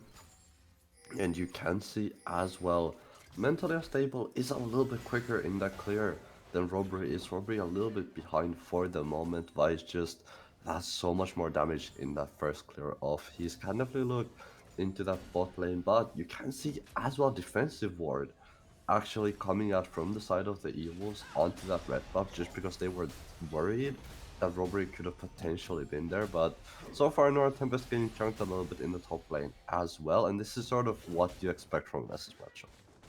Yeah, definitely so, and see already junglers almost finishing up their first clear, heading towards that bot lane situation, but the key thing, Turtles do have priority, so will be Scuttle prior for Robbery here. He's returned to the, I guess, join up of his roster here. This would be a good look for him, and yeah, quiet situation for now, but I expect something to break out soon. Yeah, definitely can. You can see Mentally Unstable sweeping for now as well. Potential gank ensuing. Yeah, no vision secured for Turtles, and no cleanse available for God Phoenix, so he's gonna get locked down here by Delph, and he's gonna secure himself First Blood, despite being on the pace with priority. Robbery, Maokai a bit slower on clear to the Vi, so First Blood in the hands of E-Wolves once again, and potential contest here. I'm not sure if Robbery wants to take this level 4 to level 3, and your bot lane isn't even there, so he's just going to get punched in the face. Mentally Unstable forces the tree to run away, and it's again a beautiful situation coming out from Mentally Unstable. I mean, this is a great win for the side of the Wolves. You can see him looking for a play in the mid lane as well, although he's going to spot out by ward. Oh, and a beautiful charm coming out from I Won't Leash. Flash doesn't get used by Mentally Unstable, and Robbery is going to try and defend his mid laner from danger. Silence is going to come through. We'll see if Mentally Unstable does expend the Flash to get himself to safety, but instead feels confident to channel up that Q. Will jump away as Robbery wanting to make sure he gets himself that Scuttle Crab, as he lost one in the bot lane. Great moves, I have to admit, from Amadeus to defend this potentially scary situation. And I guess the teams Whoa! did listen. Our Tempest, my friend, you are very low on HP. This should be interesting. Canucks is out of mana though, so I don't think there's a potential for a dive. But I guess this is what we were talking about. If the mid laners refuse to involve themselves, I think everyone's just gonna evolve themselves around the mid laners. So you can see everyone herding up towards that mid lane. This time around, Amadeus, like you said, a great move from him to keep his mid laner alive. But I think it's a little bit questionable for me for God Phoenix not to have cleansed this game. You are up against a Leona, you're up against a Nasus as well as a Syndra and Ashe. I think there's a lot of CC on the side of the Evils. You can make the point that they are looking to scale in that bot lane, but I think having that Ghost is so risky. And as I say that, he's dead. Yeah. No defensive tools. You're relying so much on your Soraka to keep you alive, but in the early parts of the game, no enchanter items in his hands just for now. Such a difficult task, and if you step up aggressively, Duff, you can see, has that trigger ready. We'll just go in and jump in onto you. So, yeah, tricky situation for the Aphelios. We were quite critical of how challenging it was for God Phoenix in the first game, and it doesn't seem like it's getting easier. As their bot lane's dead again. Yeah, it seems like we aren't gonna be catching any kills in the bot lane so far with our cameras, but you can see the bot lane of the turtle suffering a little bit. God Phoenix 0-2 at the moment, and again, it's just because of the lack of the cleanse. This man is so vulnerable in that bot lane as well. Robbery and Mentally Unstable are gonna meet though. This could be a 2v2 breaking out. We didn't see any of this in the first game, and already there's a level advantage for Mentally Unstable, as Robbery seems to be struggling on his own here, despite returning to his roster in Game 2. And, yeah, I'm going to have to admit, this is looking like a very precarious situation for the bot lane of the Turtles. Yeah, definitely. So although you can see Delph has been picking up most of the moolah, Nora Tempest could be in trouble here. Yeah, it could be, as you're kind of in no man's land, no flash, but Canucks is going to throw his E towards the North Pole, and Noah Tempest is very happy to see the tentacle flying past him. Be sure to close your windows, just in case any Alawi tentacles start coming into vision, but instead Noah Tempest didn't have the flash, so that was a scary situation. You can see a 1v1 breaking out in mid lane. I Won't Leash having to use the Spirit Rush and Unleashed Power, bringing I Won't Leash down to critical HP. You can see already, as I said, Ari was picked into the Syndra, but personally, I don't think it's the best matchup actually for the Ari. So, Lena already slowly winning out. I Won't Leash forced to use a lot of resources to get to safety there. And I mean, I don't think there's any point in disagreeing you, considering how the mid lane has just gone, and God Phoenix is just dead again, missing I'm so more confused. kills in the bot lane. I'm very confused, firstly, on I don't know if God Phoenix paid the camera to make sure doesn't catch any of his blunders, but yeah, Desha, I have to be honest here. We complimented the passive draft coming out from Turtles, but one aspect of playing passive is to actually play passive. Clearly, I'm not sure if a certain lane within the Turtles roster have understood the memo in that. But I like what I'm seeing on my screen here. Robbery understanding the assignment. Bot lane looking like a sticky sitch. So we're going to go for the Herald and make sure we secure something on the opposite side of the map here. Well, you see, Sovanix, God Phoenix is in fact the most passive player on the Turtles roster, because if you think about it, can't kill me if I'm already dead. You know, like if I die, I'm safe for the next 6 seconds. I don't know So about how that would therefore, work. they can't get me, You and know I'm what? safe. You know what? I'm going to agree with you just because it looks like the Turtles need a win somewhere. So, yeah, it's becoming such a scary situation that Kushi's kind of winning 1 versus 2 against an Aphelios Soraka with the most OP weapons that Aphelios could get. I guess the positive for Turtles is that the top side is looking decent. Maokai just secured the Rift Herald. Mid lane matchup looking dicey, but you have Canix here who's struggled a lot. I believe he went 1-10 on the Ornn. He's currently up 20 CS and potentially going to grow even further. And he seems to be having priority for the whole game as cameraman. There is a gank in the mid lane as it gets panned over. I won't leash using the Spirit Rush, and a beautiful Nature's Grasp's going to root down Lina, and a tiny victory coming out for Robbery as he secures his first kill of the game. Welcome back to the Turtles as gets himself on the board, and I won't leash now. Has to be careful here. There's a Q flash coming out from Mentally Unstable, and he's going to get knocked back to the turret. No flash available for him as the vibe being brought down to critical health. Will be able to key to safety. Robbery doesn't have any tools as he was CC'd up by Delph in a beautiful defensive play, meaning the Robbery won't be able to flash forward. But now Robbery actually might be in danger of himself. No teleport available from anyone in his team. Lina, does not quite land. Scatter the weak unleash power, not enough to bring Robbery down. There's a lot of resources used, and a 1-for-1, so a decent trade for your Turtles. Yeah, Lina unfortunately ends up missing pretty much everything that isn't point and click there. Doesn't end up taking out Robbery this time on around, but a great play coming out from Mentally Unstable. Ends up getting out as well, which is a huge deal. You can see Robbery, with him being on the Maokai, can just heal up from his camp, so doesn't need to go back to base quite yet. As he gets this blue buff, should be able to regen his mana pool as well. But like you said, Nortemp is falling lower and lower on the CS department, a 40 CS difference for Canix, and this is kind of just what you have to ensure when you are in the Nessus matchup. This is what you kind of have to suffer through to get to those later stages of the game. Generally, why you don't see it get picked too often, all that gank in the mid lane. Yeah, gank in the mid lane. Lina does have flash, but Scatter the Weak just got used. Spirit Rush is coming up very soon. Lina doesn't really use that flash, and very questionable charm follower. Spirit Rush does come off cooldown, so Lina now in trouble. Look who's arrived. It's going to be Mentally Unstable. Gets rooted up by the Nature's Grasp. Stunned up. Robbery, you might be in danger. Charm is going to get caught by a minion. As that minion gets paid. Give that minion and his family some compensation, as they will be able to block away the Arya Charm to save the team. But yeah, I have to agree with you. Very precarious situation in top lane because, I mean, we talked about how isolated this top lane matchup is going to be with Canix this far ahead. If this does get as isolated as I imagine it will be, I don't know how Noah Tempest defends Canix if he splits heavily.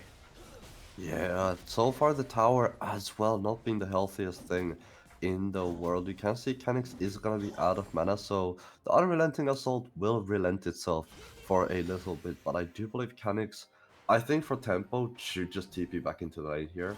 Yes, it's a little bit of a waste with Dragon coming up, but he's gonna Ooh, just cease and desist is gonna come down onto I Won't Leash as Delphi's gonna collaborate up with his jungler to gank in the mid lane. Lina was the focus for Robbery, but it seems like an answer back from the opposite team. The Herald, I don't even think it got the charge of as Canix now. Noir Tempest break out in a 1 versus 1. Noir Tempest is fighting decently here as he could potentially win out on the 1v1, but as the tentacle slam on top of the dog, it will be a solo kill coming up for Canix and just what E-Wolves needed. No, sorry, Turtles needed. E-Wolves will get the dragon off the back of that play in the mid lane, and we'll see an Enchanted Crystal Arrow does go wide as God Phoenix and Amadeus will dodge away from that. Mentally Unstable going to arrive, gets spotted onto the ward. No ultimate available for the Vi. As, look who's arrived. Robbery is very low HP, but with the knowledge that Vi does not have any tools to jump on him, is going to arrive there with confidence. As look at top lane. Canix is just starting to chunk down this tier 2 turret. That's around 700 gold in your pocket if you get that. It's time for E-Wolves to start figuring out what they can do against Canix here.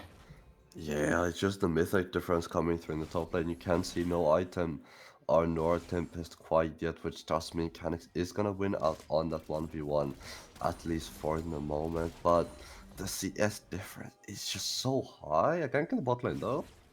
Yeah, ganking bot lane as Robbery is here, and he is just camping, waiting for a full engage coming up from Delph, as there it is, and he pops the ultimate. There is gonna be no response, as actually Robbery didn't participate in the kill, so it's a straight up 2v2, and actually Quishy is just gonna walk forward and flash away to safety. Beautifully played by the AD carrier of E-Wolves. Now mentally unstable has arrived, does have the ultimate available. Is he going to use it on Robbery? Yes, he does. God Phoenix not having enough damage to follow up, flash away to safety, and mentally unstable is going to arrive.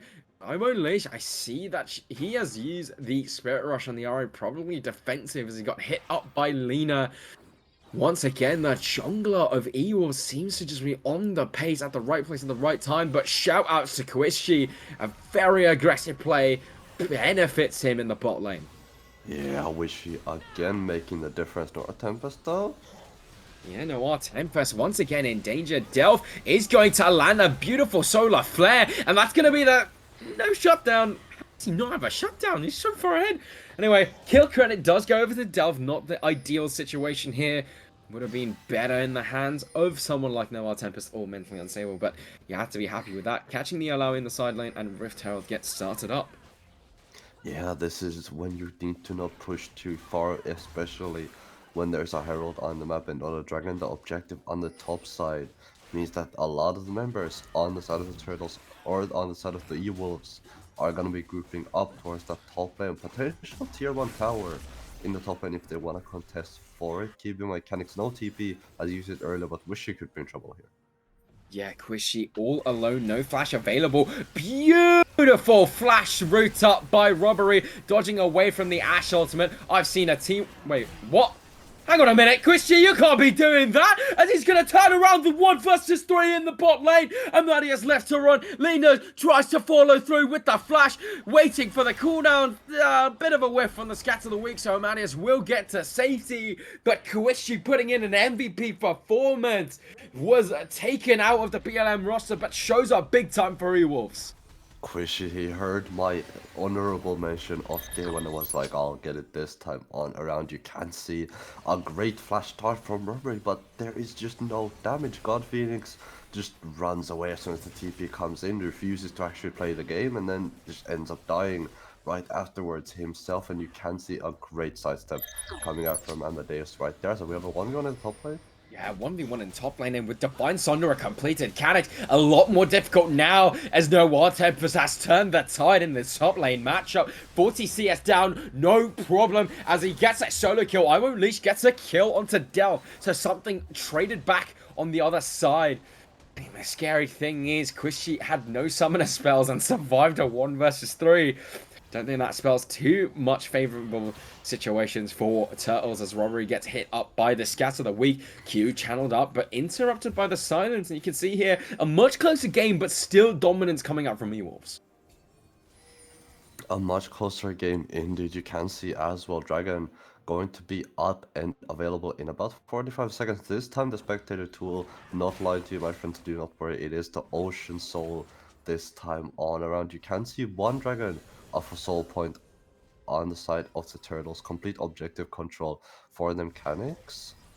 Yeah, Canucks now. He did lose out on the previous duel, but not scared to take another. And, well, Noir Tempest's ultimate is back up available. Canucks is still on cooldown. Mana bar is dropping, but Canucks' health bar is dropping too. And it looks like Alawi is looking like she's doing an Alawi thing, but Noir Tempest, as I said, Divine Sunderer completed. More stacks in his pocket, and he's going to win another 1 versus 2. The one side winning out for Turtles is now getting stomped in his face. And it looks like E-Wolves are taking over this game. And this was the one side Sovinixa was doing so well for them. This was their winning lane, and now suddenly the tides just turn as Noir Tempest, another kill in his Pocket Dragon, started up here as well. As soon as the Divine Thunder gets completed, that Bramble Vest in his inventory plus those tier 2 boots is just so hard to play against his Nessus with the healing reduction in his pocket as well. Meanwhile, bot lane. Oh. Another kill missed. To be fair, we don't really need to see these kills because I feel like it's literally just he's just getting kind of one-shot by everything in the game right now. As Noah Tempest just picked up 2 kills. A beautiful enchanted crystal arrow lands right between the eyes of Amadeus, and Quishy is gonna pop down his 5th kill of the game. Starting to look like Turtles have nothing to answer for, because so we said passive draft, and they're just making a little bit too many aggressive plays. I feel like if they played like this last game, it would have been better, but yeah, unfortunately for them, it's not looking great. Yeah, I think for me it is just them trying to do a little bit too much with the draft that they have. I think when you draft like this, you need to sort of, like you said it yourself, Summonix, wait around for your enemy and sort of just kite back, try to play passive, run away from them when they try to fight you, and there's just not happening on the side of the Turtles. Although playing the mid lane. Oh yeah, potential play in the mid lane as I Won't Leash gets an Everfrost onto Delph, and it looks like he's going to get taken down. Kill credit is going to go over to the Aphelios. This is exactly what you needed. Roots it up. Robbery is going to keep chasing Mentally Unstable, locks him down. Mentally Unstable does have the ultimate, and Quishy is getting chased up by I Won't Leash. The Soraka ultimate is going to buy some time, and a massive shutdown goes into the hands of I Won't Leash. Scat of the Week is going to push God Phoenix into his death. Rampage is the result, as Lena goes on a killing spree as well. Beautiful Q flash is Mentally Unstable. He's gonna get forced to flash away from Amadeus. Split push does continue from Canix, as I see the health bar from Noir Tempest. Cameraman, let's pan over there as Canix is taken down. Noir Tempest to low HP, but we've seen this story before. It's an Iceborne Gauntlet Allow. I've just noticed that on my screen. What on earth are you doing, lad? Wait, what? Iceborne. Wait, sorry, Iceborne Gauntlet, probably not the answer here when you go this far ahead. But yeah, I'll let you take this replay as I try to figure out what has happened over there.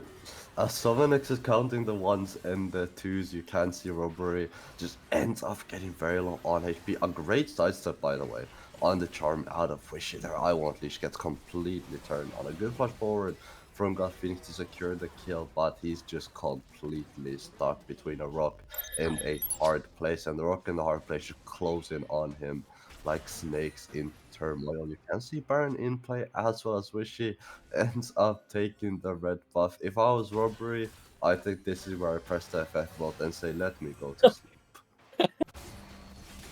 Yeah, it's not looking great as Amadeus gets caught in no man's land, and Mentally Unstable goes unstoppable. Oh, I Won't Leash potentially finding a solo kill on Talina, and if I'm you here, oh my god.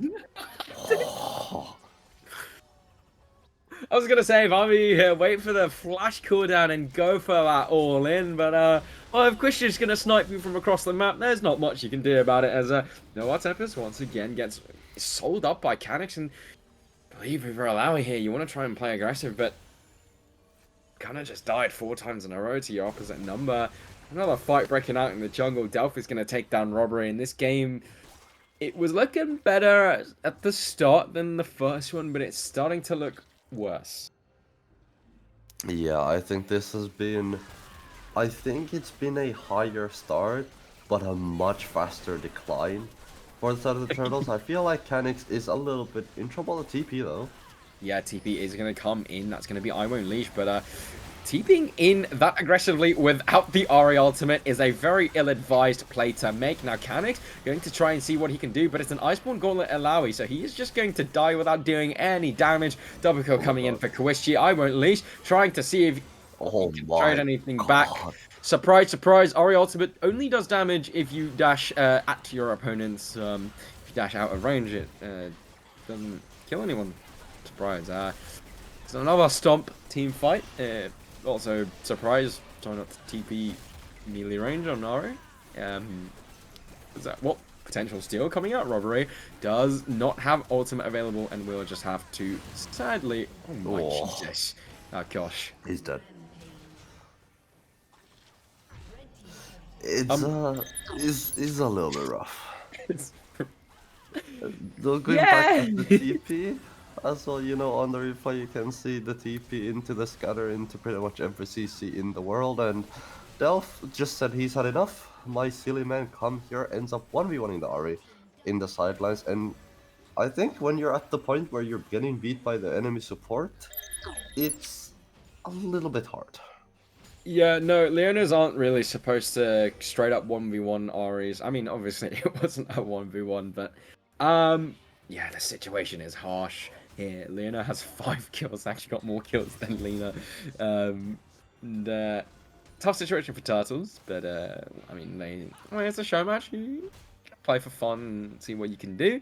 Canucks potentially getting caught out, and Fnatic Deathbush is going to get pulled off here. Robbery pops the ultimate, going to try and blow up Mentally Unstable here, but instead, Lena going to land a Scatter the Weak onto the Aphelios. Robbery is going to be the next one to follow. I Won't Leash does not quite have enough damage to execute anyone Oh off, and my Amadeus gets god. touched up by 2 abilities and removed from the map as Lena only sitting on 3 kills, but sitting on a lot of gold and a lot of items, meaning a complete one-shot on the Soraka. Barrier is not advised to be used, as it will just get wasted here, and it looks like another dominant game coming up from E-Wolves. Yeah, it does look like Evils are on the top of the polls, although... Ooh, Scatter the Weak beautifully landed onto I Won't Leash. Syndra Ultimate wasn't even used in the team fight, and it was a absolute sweep. Looks like E-Wolves will break down an inhibitor, and Turtles... I mean, I don't want to say they're slowly approaching a unwinnable game, because I think that would happen quite a while ago. But it's a show match, you know, so it's not a terrible situation for Turtles. I think, you know, you kind of just want to play this out and at least get something, make a cool play somewhere. So yeah, it's a situation for now. Yeah, this might be the one though, you know, Robbery. Both Amadeus flanking. I don't think they should be flanking, but they're flanking. Yep, they are flanking. Robbery is trying to fight out Delph in the enemy jungle. Scatter the Weak is going to drop onto Robbery's head. And Lena goes godlike. There's no follow-up. Well, Quishy got rooted. That was a tiny victory for them. Q being channeled. Beautiful charm landed onto Mentally Unstable. Somehow landing the charm, but not landing the Everfrost. Not usually the case there when you charm up an opponent. As Mentally Unstable is just going to go full confidence. Radiant Virtue pops. I Won't Leash jumping forward and a great stasis to dodge away from the Ari charm, meaning that the Nexus will be the focus here, and there's not going to be much defense coming out as Canix is isolated in top lane, and it will just be the end of that game. Wait. Oh! Wait. Oh, wait, Soraka! Wait. Yeah. Yeah. Unfortunate. Okay, Sovnik, quick. Who would have won that? Don't ask. Quishy would have won that. He would have somehow Ash altered. I mean, I wish Chrissy's been winning everything today, no? Yeah, coming Quishy. I have to say, Quishy, what a game coming out from him, and I think he's been a AD carry who historically I've watched him come under a lot of criticism for being, you know, he was a mid laner from what I remember, swapped into bot lane. I think he was an ADC originally. He struggled a lot in the bot lane when he was swapped over in the SLA, and this game showed a very different story. He's improved a lot on the Ashe, 1v3s in bot lane, 2v2 kills on a defensive lane, which is very rare to do, partnering up with Delph, playing that bot lane extremely, extremely well. And, I mean, to be honest, Turtles, they, as much as I want to say they could have done more, I think a lot of it was E-Wolves playing super aggressive, never, you know, taking their foot off the gas and just taking the game straight up to Turtles. Yeah, I think there was a point where Evils just was basically going for every play possible, just because they were that far ahead. And I think there are some silver lines to take here if you are the Turtles, but this is gonna be, I think, a rough start for you, especially like you said, Sovanik, this is the last show match before the Manta Cup. So this is really where you had your chance to prove yourself. You had the chance to show everyone what you're made of. And it doesn't seem like the Turtles are really made of much. But on the bright side, I Won't Leash went into Rabadon's instead of Void Staff in the second game. So they are slowly but surely learning something. Yeah, and I think one massive plus here after this show match was when we said that we'd rather fight a wolf sized turtle. I think we've been proven right as the Wolves beat Mm, Turtles. There's a mm. tiny victory there, and I'll take a win where I can, me. Yeah, as you said, I agree. Turtles, they showed decent signs of life. I have to say, I'm very impressed with I Won't Leash on the Ari, and those multiple times the game just looked absolutely dire for him and his team. And in the side lane there, let's say that Ash ultimate doesn't land perfectly on his head. It's probably a solo kill with that flash coming up onto Lina, who is a very, very good mid laner, very experienced. So, small, tiny victories for Turtles. You can go and take that away and potentially pursue a possible push for the title this weekend. Obviously, Showmatch, there's a result, but it's not saying much. It's essentially a broadcasted scrim. So I mean, Dosa, these two rosters, what can we expect from them in the weekend tournament? I think there is still Friday, right? There is still one day before the weekend, so I Okay. think the Turtles can go over Okay. it. They can look to go over some gameplay. I think they can still look to improve if they want to go for it. I think on the last day before the cup itself begins, but I think for me, Turtles aren't gonna be one of the teams I'm gonna be looking at to potentially be winners of the Manta Cup. I think this time around. I think E-Wolves are in contention for it. I think they definitely can do it. We've seen some really, really strong showings, especially out of Wishy. I think when this man is unleashed, I think when he's playing his best, he's really, really good. Someone they can truly rely on. And we saw it this game as well. They even managed to take a game off of UB Tenacity earlier this week, which, in my opinion, one of the best teams coming into Manta Cup. I think this time around, and it's really gonna be interesting to see once the weekend comes around what both of these teams have to offer. But definitely for me, Evil's gonna be one of the teams that I'm gonna be keeping my keen eyes on, I think, for the weekend. Yeah, definitely. I mean, Evo was a team that are stacked with experience, and I'm gonna ask a question for you because you just mentioned to keep a keen eye on them. But I'm gonna ask you, Manta Cup. It starts this weekend. This is the final show match before the beginning of this prestigious tournament. Who is your shout out to take the title here? I think it's a really, really tough question. I think there are a lot of big names in here. I think there are a lot of teams. I have a lot of good players. You're looking at squads like Black Manta, for example. Every single one of their players is a veteran. They've got four, sorry, people who've won the Manta Cup before in their roster, including subs.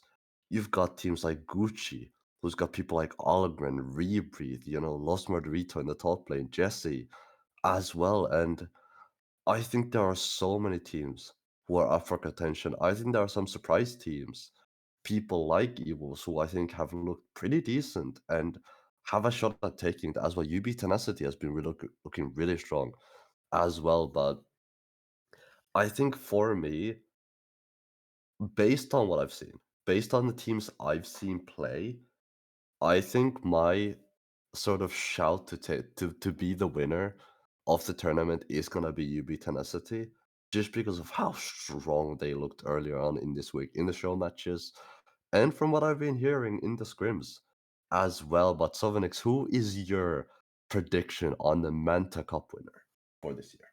So just to avoid any biased heat coming from any community, I'm not gonna talk about my boys in Gucci, but I am super excited to watch this BLM roster.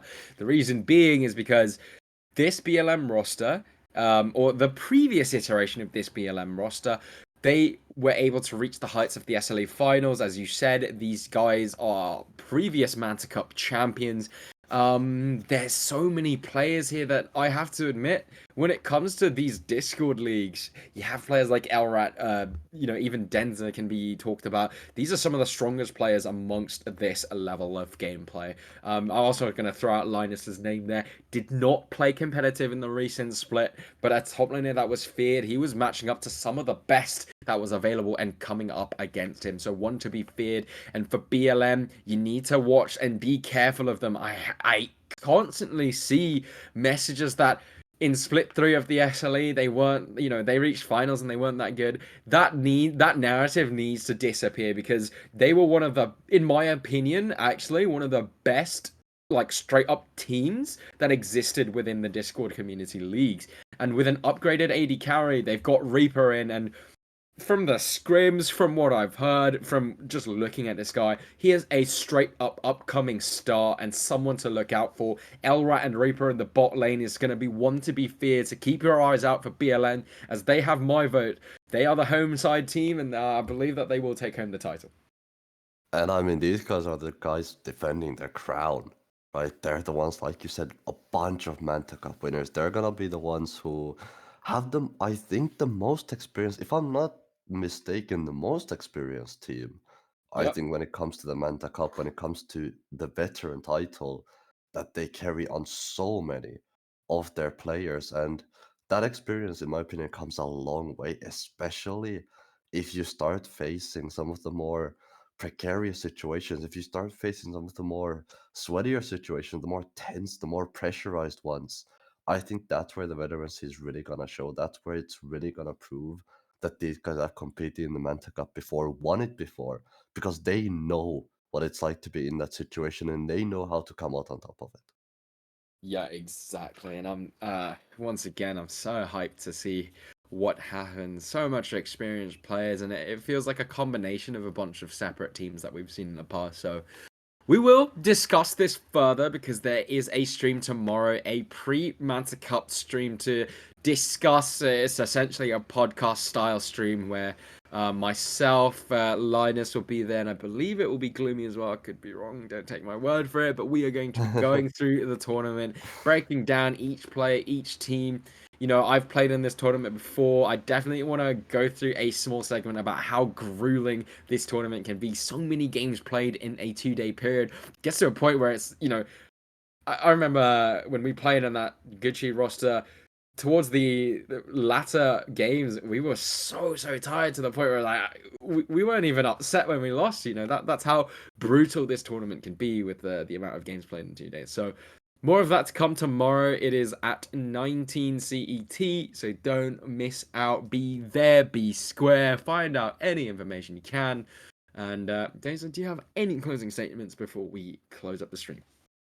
I mean, I think to me it's gonna be really exciting approaching this weekend, and as well, like you said, first game gonna start at 10:30 CET, so it's definitely gonna be an early morning for all of us as well. And like you said, it is gonna be a lot of League of Legends. If I'm not completely mistaken, it's roughly 16 games, at least potentially around 16 games to be Yeah. played, which is, I mean, for those of us who grind solo queue, even 16 games is a lot of League of Legends, especially organized, in comms, sweaty League of Legends. And I mean, I'm expecting for me, for the quality of the games to wind down. I think the more and further we go into the night, the more tired and exhausted people are gonna get. I think it's gonna become a whole lot funnier extremely quickly. But Yeah.